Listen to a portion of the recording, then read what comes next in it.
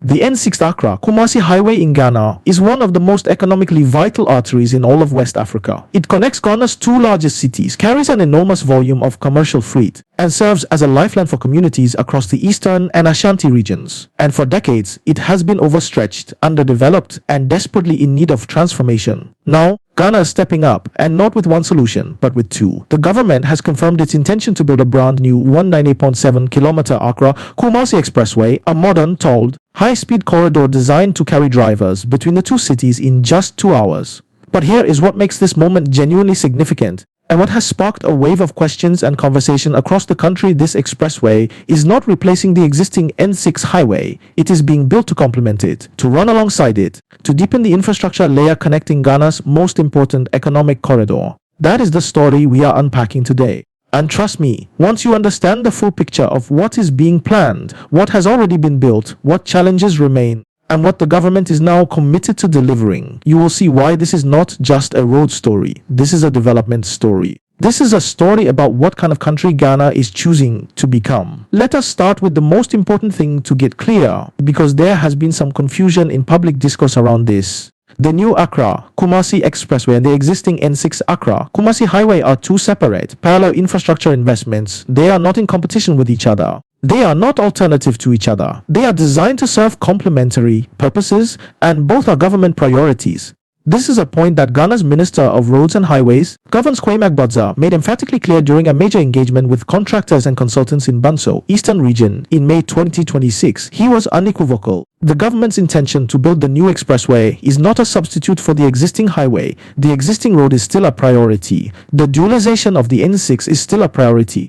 Nobody working on that road, and nobody living along it, should interpret the expressway announcement as a sign that the N6 is being quietly abandoned. Why does this matter so much? Because infrastructure announcements in developing nations, and Ghana is not immune to this pattern, sometimes arrive with great fanfare only for existing projects to quietly lose momentum, funding, or political will as attention shift to the newer and more glamorous initiative. The minister's statement was a direct and deliberate pushback against that concern. It was a signal to contractors, consultants, communities, and the Ghanaian public that the government is serious about both fronts simultaneously.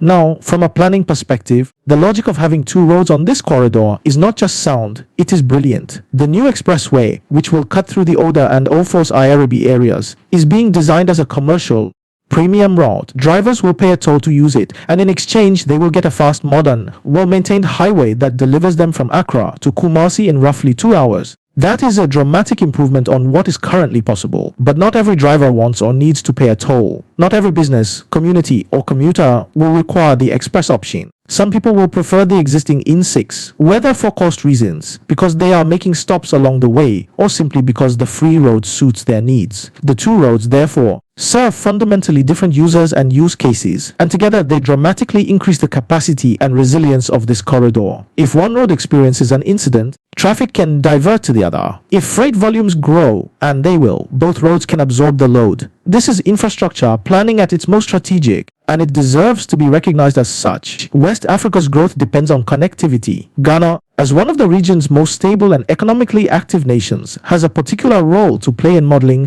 what good regional infrastructure looks like. If you like the info so far, kindly take a minute to hit the like button and subscribe to the channel. Let us now zoom in on the existing N6 highway and the specific works currently underway. The most critical active construction on this corridor involves 3 bypasses at Osino, Anyinam, and Konongo. These bypasses are transformative interventions. Anyone who has sat in traffic in any of these towns knows exactly how severe the congestion can get, particularly around market days or during peak commercial hours. The bypasses are designed to route through traffic around the town centers, dramatically reducing journey times and improving safety for both drivers and residents. The minister's May 2026 engagement at Banso was specifically organized to assess progress on these 3 bypasses and to determine how to fast-track their completion. This is exactly the kind of active hands-on ministerial oversight that infrastructure projects require. Too often, government infrastructure projects suffer not from a lack of vision, but from a lack of consistent management attention. Meetings get postponed, site visits do not happen, issues escalate unchecked, and timelines drift. The Banso engagement was a deliberate effort to break that pattern. The minister was joined by a senior delegation including the Deputy Roads Minister, Al-Hassan Soyini, the Chief Executive of the Ghana Highways Authority, Malam Isa Ishek, the Chief Director of the Roads and Highways Ministry, James Amu Gottfried, and the Eastern Regional Minister, Rita Akosua-Awati. The presence of such a high-level team sends a clear message: this is not a project being left to run on autopilot.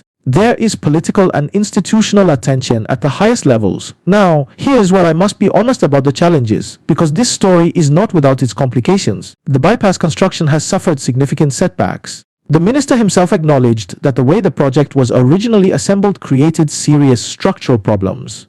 The scope of work was mixed together in ways that made it difficult to manage clearly. And as the scope evolved and changed, costs escalated far beyond the original budget. Contractors found themselves in an increasingly difficult position, unsure whether the government still intended to proceed, unsure how to manage cost overruns, and unable to find a clear path forward. Some contractors had actually mobilized to their sites but effectively stalled, waiting for clarity. This is one of the most damaging things that can happen to an infrastructure project. You have resources, you have people, you have equipment on the ground, but the work is not moving because the policy and financial framework around the project has become unclear. The minister's visit was partly about cutting through that uncertainty and providing the reassurance and direction that contractors needed.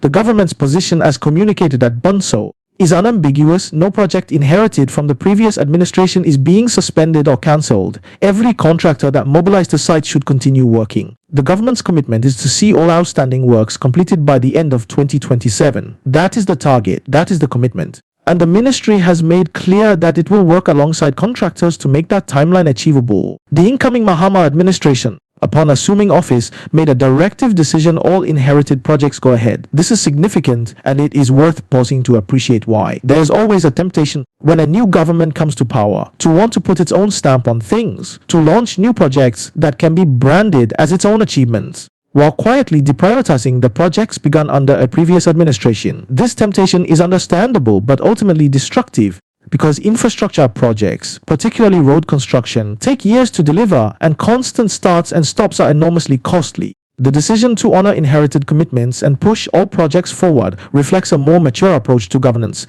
It says, in effect, the people of Ghana need these roads. It does not matter which government started them. What matters is that they get finished. That is the kind of institutional continuity that builds investor confidence, supports contractors' ability to plan and finance their work, and ultimately delivers better outcomes for citizens. The completion target of 2027 is ambitious, particularly given the delays already incurred, but it is not unrealistic, provided that the political will demonstrated in Bunso in May 2026 translates into consistent financial and administrative support in the months ahead. The contractors now have a clear signal. The ministry has made its commitment public. The accountability framework is in place. Let us come back to the expressway itself, because this is where the really exciting long-term thinking comes into play. A 198.7-kilometer expressway connecting Accra and Kumasi in 2 hours is not just a roads project. It is a fundamental reshaping of Ghana's economic geography. Think about what a 2-hour journey means in practice. It means that businesses in Kumasi can source goods from the port in Accra, process them, and have them back in the market within the same working day in a way that is simply not reliably possible today. It means that professionals, entrepreneurs, and skilled workers can consider living in one city and working in the other, expanding the effective catchment area for employment and talent. It means that the communities along the road, particularly through the Oda and Ofos Irabi corridor, will see increased economic activity, new investment, and improved access to services. It means that Ghana becomes more competitive regionally because its internal connectivity is faster and more reliable. There is also the question of road safety. A modern expressway with proper lanes, grade-separated junctions, safety barriers, and emergency response infrastructure is categorically safer than a conventional 2-lane highway. Building it is not just an economic investment. It is a public health intervention, and the tolling model, when implemented properly, creates a revenue stream that can fund the long-term maintenance of both roads. One of the persistent failures of road infrastructure in West Africa is that roads get built but not maintained, so within a few years of opening, they are already deteriorating. A properly structured tolling regime with transparent governance and reinvestment of revenues into maintenance breaks that cycle. The minister's indication that both roads will be tolled upon completion is a sign that the government is thinking about the full life cycle of these investments, not just the ribbon-cutting moment. When the media stops asking questions, when citizens stop paying attention, accountability slips and timelines drift. The conversation that is happening now about what these roads will mean, when they will be built, how the money will be spent, needs to continue. Ghana's 108.7-kilometer Accra-Kumasi Expressway, taken alongside the ongoing dualisation and bypass works on the existing N6 highway, represents one of the most ambitious infrastructure programs this country has undertaken in a generation. It is a program with real depth, not just in the kilometers of road it will eventually cover, but in the economic, regional, and social layers that it touches. The minister's clarity at Bunso was reassuring. The government's commitment to completing inherited projects is the right call. The two-road strategy is sound. Ghana has planned bold roads before. What is needed now is the sustained execution, month after month, budget release after budget release, site visit after site visit, that turns bold plans into built reality. If you found this breakdown valuable, please share it with someone who needs to hear it. Subscribe for more in-depth reporting on the stories shaping Ghana and West Africa. And drop your thoughts in the comments. I want to know what you think about this two-road strategy and whether you believe the 2027 target is achievable. Until next time. Thank you, and until the next video, be sure to check this video out.